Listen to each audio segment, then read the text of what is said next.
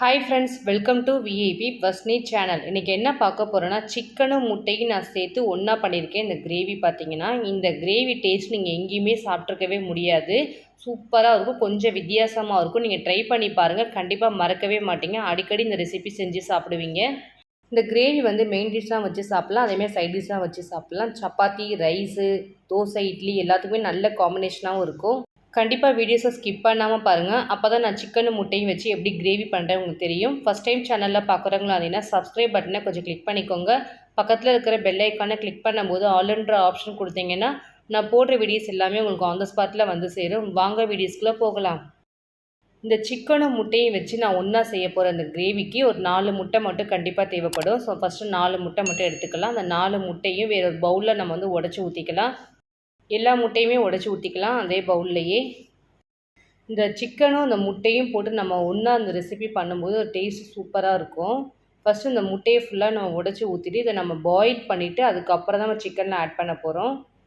முட்டையை எல்லாமே உடச்சி ஊற்றியாச்சு. ஒரு 1/2 டீஸ்பூன் மட்டும் மிளகுத்தூள் சேர்த்துக்கலாம். கண்டிப்பாக வந்து பெப்பர் சேர்க்கணும், அப்போ தான் கொஞ்சம் காரமாவது இருக்கும் அந்த முட்டை எல்லாமே. ஹேண்ட் விஸ்கை வச்சு இந்த மாதிரி கையாலே ஃபுல்லாக நல்லா மிக்ஸ் பண்ணிக்கலாம். ரொம்ப நேரம் மிக்ஸ் பண்ணணும் இல்லை, இந்த மாதிரி மிக்ஸ் பண்ணிட்டா நம்ம போட்டிருக்க அந்த முட்டை எல்லாமே நல்லா மிக்ஸ் ஆகும். அதே மாதிரி எல்லோ வந்து தனியாக தெரியாமல் ஃபுல்லாக மிக்ஸ் ஆகி இருக்கும். கரண்டி இருந்தால் கூட நீங்கள் அதில் கூட பீட் பண்ணிக்கலாம். இந்த மாதிரி நல்லா மிக்ஸ் பண்ணதுக்கப்புறம் இதை நம்ம அப்படியே கொண்டு போய் இட்லி குண்டாவில் வச்சு நல்லா குக் பண்ணி எடுக்க போகிறோம்.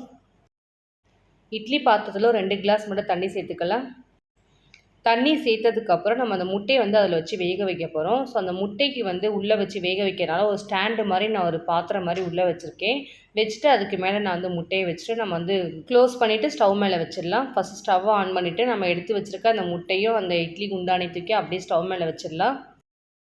இட்லி மூடியை போட்டு க்ளோஸ் பண்ணிடலாம். இந்த முட்டை வந்து குக் ஆகுது கண்டிப்பாக ஒரு 1/2 ஹவராக ஆகும். ஒரு 1/2 ஹவருக்கு மட்டும் அடுப்பை ஸ்லோலே வச்சுட்டு முட்டையை ஃபுல்லாக வேக வச்சுக்கலாம். இந்த கிரேவி பண்ணுறதுக்கு நான் 1/2 kg மட்டும் சிக்கன் எடுத்திருக்கேன். எலும்பாக இருக்கிற மாதிரி சிக்கன் எடுத்துக்கோங்க, அப்போ தான் இந்த கிரேவி டேஸ்ட் நல்லாயிருக்கும். 2 3 தடவை தண்ணி ஊற்றி கழுவிட்டு ஒரு 1/2 டீஸ்பூன் மஞ்சள் தூள் சேர்த்து மிக்ஸ் பண்ணி எடுத்து வச்சுருக்கேன். முட்டை வேக வச்சுருக்கோம், நல்லா வேகட்டும். அதுக்குள்ளே நம்ம வந்து தக்காளியை வந்து அரைச்சிக்கலாம். நான் வந்து ஒரு 5 தக்காளி கிட்ட எடுத்திருக்கேன், பெரிய தக்காளியாக. இந்த 5 தக்காளி வந்து பொடிசாக கட் பண்ண வேணாம், பெருசு பெருசாக கட் பண்ணிக்கலாம். மிக்சியில் போட்டு அப்படியே ஃபுல்லாக அரைச்சி தான் எடுக்க போகிறோம். தக்காளி வந்து நான் வந்து கிரேவி கட் பண்ணி போடாமல் இந்த மாதிரி அரைச்சி நான் வந்து பேஸ்ட்டாக சேர்த்துக்க போகிறேன். இந்த மாதிரி சேர்க்கும்போது கிரேவி டேஸ்ட் நல்லாயிருக்கும். வெறும் தக்காளி மட்டும் நம்ம போட்டு அரைச்சி எடுத்து வச்சுருக்கோம். நெக்ஸ்ட்டு வந்து முட்டை வேக வச்சுருந்தோம் பாருங்கள், அது என்ன ஆச்சுன்னு பார்த்துக்கலாம்.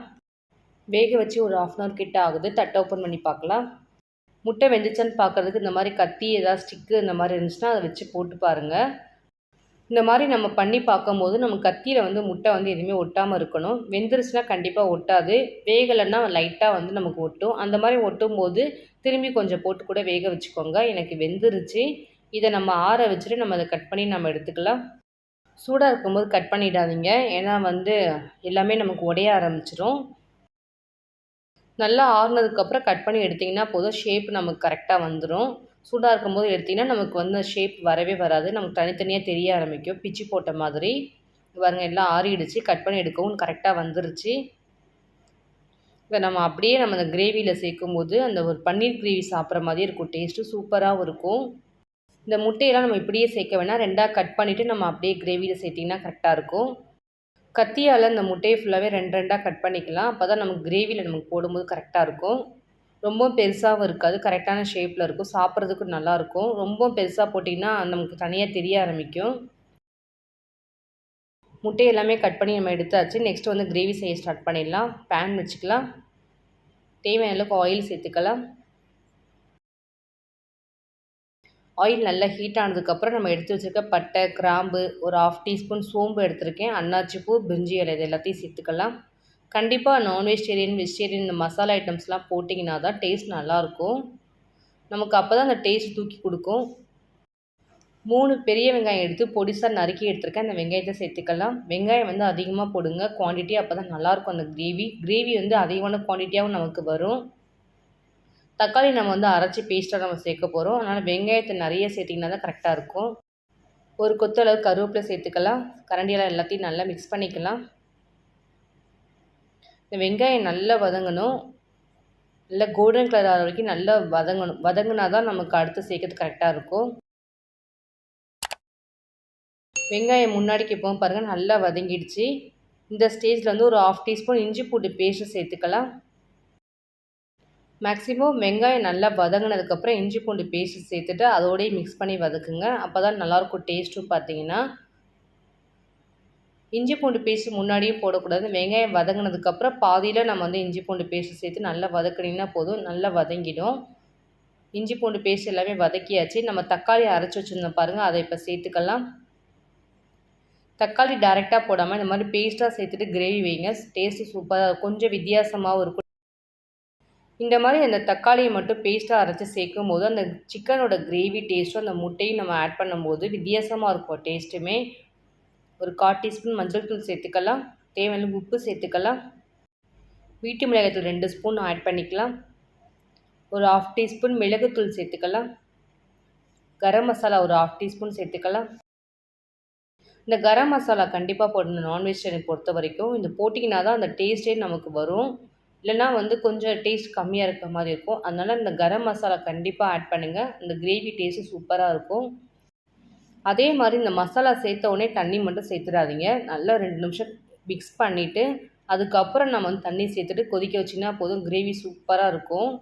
ஸோ நம்ம தக்காளி அரைச்சோம் பாருங்கள், அதில் கொஞ்சம் லைட்டாக இருந்துச்சு. தண்ணி மட்டும் ஊற்றி நான் இந்த மாதிரி கழுவி சேர்த்துருக்கேன். நெக்ஸ்ட் நம்ம சிக்கன் சேர்த்துக்கலாம் அந்த மசாலாவோடையே. இந்த மசாலாவோட இந்த சிக்கனை 2 நிமிஷம் குக் பண்ணிவிட்டு அதுக்கப்புறம் நம்ம வந்து தண்ணி ஊற்றி வேக வச்சிங்கன்னா போதும். சூப்பராக இருக்கும் டேஸ்ட்டு. சிக்கன் எல்லாமே சேர்த்தாச்சு. 2 நிமிஷம் குக் பண்ணியாச்சு. நெக்ஸ்ட் நம்ம வந்து வேக வச்சுருந்தோம் பாருங்கள் முட்டை, அந்த கட் பண்ண பீசஸ்லாம் சேர்த்துக்கலாம். இந்த முட்டையும் இந்த சிக்கனும் ஒன்றா குக் பண்ணும்போது அதோட டேஸ்ட்டு சூப்பராக இருக்கும். இது வரைக்கும் நீங்கள் சாப்பிட்ருக்கவே மாட்டீங்க இந்த ஃப்ளேவர். அந்த மாதிரி டேஸ்ட்டாக இருக்கும். கண்டிப்பாக நீங்கள் ட்ரை பண்ணி பாருங்கள். ஸோ இந்த முட்டையும் சிக்கனையும் ஃபஸ்ட் நல்லா மிக்ஸ் பண்ணிக்கலாம் கரண்டியால்.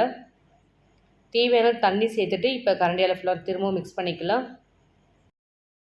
இந்த கிரேவிக்கு வந்து தேங்காய்லாம் நான் எதுவுமே அரைச்சி ஊற்றவே இல்லை. இதுவே நல்ல கிரேவி மாதிரி நமக்கு வந்துடும். சூப்பராக இருக்கும். தேவையான அளவுக்கு தண்ணி சேர்த்தாச்சு. ஏன்னா சிக்கன் வந்து குக் ஆகணும் நல்லா, அதுக்காக தான் நம்ம தண்ணி சேர்த்துருக்கோம். நம்ம ஆல்ரெடி வந்து முட்டையை வந்து பாயில் பண்ணி தான் சேர்த்துருக்கோம். ஸோ தட்டு போட்டு மூடி ஒரு 10 நிமிஷம் மட்டும் குக் பண்ணிக்கலாம். தட்டு ஓப்பன் பண்ணி பார்க்கலாம். குழம்பு இப்போ தான் நல்லா கொதிக்க ஆரம்பிச்சிருக்கு. அந்த முட்டை எல்லாமே நமக்கு அந்த மேலே நல்லா வந்திருக்குது. சிக்கனும் கொஞ்சம் வெந்திருக்கு. இன்னும் கொஞ்சம் நல்லா வேகணும். இன்னும் கொஞ்சம் நேரம் கொதிக்க வச்சு நல்லா கிரேவி கன்சிஸ்டன்சியாக வந்து கரெக்டாக இருக்கும் நம்ம தொட்டு சாப்பிட்றதுக்கும். ஸோ கரண்டியால் ஃபுல்லாக நல்லா மிக்ஸ் பண்ணிக்கலாம். அப்பப்போ இந்த மாதிரி தட்டு போட்டு மூடி இந்த மாதிரி குக் பண்ணுங்கள். எந்த ரெசிபி சமைச்சாலும் மேக்ஸிமம் இந்த மாதிரி தட்டை வந்து க்ளோஸ் பண்ணி குக் பண்ணுங்கள். ஓப்பனில் வச்சு குக் பண்ணிங்கன்னா டேஸ்ட்டும் போயிடும். அதே மாதிரி எதுவுமே குக்கும் ஆகாது. கிரேவியாகவும் நமக்கு வராது. இந்த மாதிரி க்ளோஸ் பண்ணி அப்பப்போ கரண்டியால் மிக்ஸ் பண்ணி விட்டிங்கன்னா போதும். நமக்கு சூப்பராக அந்த ஃப்ளேவரோட நமக்கு அந்த சிக்கன் சாப்பிடும்போது நல்லாயிருக்கும். ஸோ முன்னாடிக்கு இப்போ பாருங்கள் தண்ணி நல்லா குறைஞ்சிடுச்சு. இதை அப்படியே கரண்டியால் நல்லா மிக்ஸ் பண்ணிவிட்டு கொத்தமல்லியை தூவி அப்படியே இறக்குனிங்கன்னா போதும். செம்ம டேஸ்ட்டாக இருக்கும். அதுவும் கொத்தமல்லி ஃப்ளேவருக்கு அதுக்கும் இந்த கிரேவி சொல்லவே முடியாது. அந்தளவுக்கு டேஸ்ட்டாக இருக்கும். ஸ்டவ்வை ஆஃப் பண்ணிவிட்டு வேறு பவுலில் நம்ம ட்ரான்ஸ்ஃபர் பண்ணிடலாம். இந்த கிரேவி பார்த்திங்கன்னா மெயின் டிஷ்ஷாக வச்சு சாப்பிட்லாம். சப்பாத்தி, இட்லி, தோசை சைட் டிஷ்ஷாக வச்சு சாப்பிட்லாம். இல்லை ஏதாவது சாம்பார் ரெசிபி கூட சைட் டிஷ்ஷாக வச்சு சாப்பிட்லாம். சூப்பராக இருக்கும் டேஸ்ட்டு பார்த்திங்கன்னா. இன்றைக்கி என்னோடய ஸ்டைலில் உங்களுக்கு நான் சிக்கனும் முட்டையும் சேர்ந்த மாதிரி ஒரு கிரேவி பண்ணி காமிச்சிருக்கேன். இது வரைக்கும் நீங்கள் இந்த கிரேவி கண்டிப்பாக நீங்கள் சாப்பிட்ருக்கவே மாட்டீங்க. கொஞ்சம் வித்தியாசமாகவும் இருக்குது டேஸ்ட்டு. சாப்பிட்டுட்டு மறக்கவே மாட்டீங்க. கண்டிப்பாக கமெண்ட் செக்ஷனில் எப்படி இருந்துச்சு சொல்லுங்கள். என்னோடய வீடியோஸ் உங்களுக்கு பிடிச்சிச்சின்னா லைக் பண்ணுங்கள், ஷேர் பண்ணுங்கள், கமெண்ட் பண்ணுங்கள், சப்ஸ்கிரைப் பண்ணுங்கள். பக்கத்தில் இருக்கிற பெல் ஐக்கானை கிளிக் பண்ணிவிடுங்க. Thank you friends.